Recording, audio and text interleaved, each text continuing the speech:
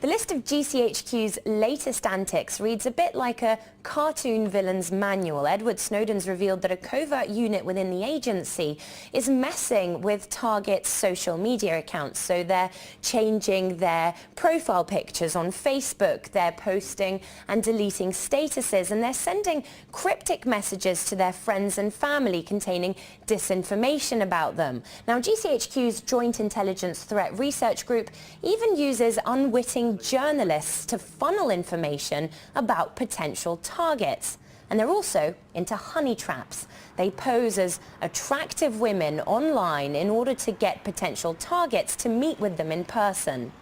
I think what's unique in this area, it's the first public proof that we've seen that serious issues of illegality have been brought forward. The interference with other people's communications, the violation of the privacy of hundreds of thousands, if not millions of people. If the government knows everything about you, information is power, and then they have enormous power over you. We always say something interesting here with all these revelations. When does the blackmail start?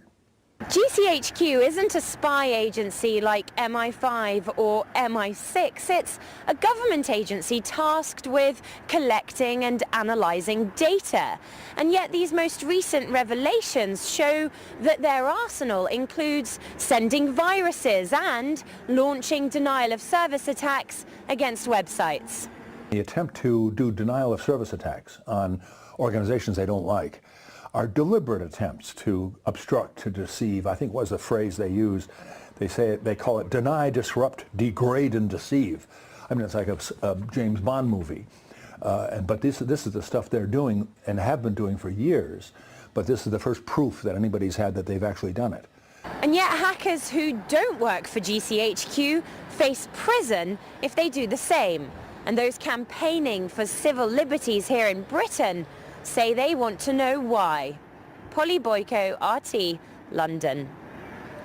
And GCHQ may be playing dirty, but it's still lagging behind its larger partner, America's National Security Agency, when it comes to the scale of its spying operations. An Internet freedom campaigner told us that mass online surveillance is making people increasingly reluctant to speak out. I don't see anybody advocating for the removal of curtains in everybody's house because we have nothing to hide. I think that there's an expectation of privacy here in the U.S. and around the world that's not being respected. And when that expectation is not respected, free speech suffers. We are much less willing to speak our minds online or offline if we know we're being watched and recorded and tracked. We're much less willing to engage in political activism, to assemble, to organize ourselves for whatever causes we believe in if we feel like the authorities are watching our every move. And even if the authorities right now might not necessarily be antithetical to the things that we believe in, maybe the next president or the next Congress or the next government will be, and they'll be able to use all of this data that they're collecting against us. When you start getting into the Works project, that's where my teams really begin to shine. We put private investigators on 4 different aspects of their lives. The Works, you have to understand, is not available for anyone under 30 years of age. And that's because the psychological damage caused by these particular operations are far too severe. We figure for anyone to recover from who's under 30. $3,000, the eviscerator focuses on ruining one facet of the person's life, like her marriage.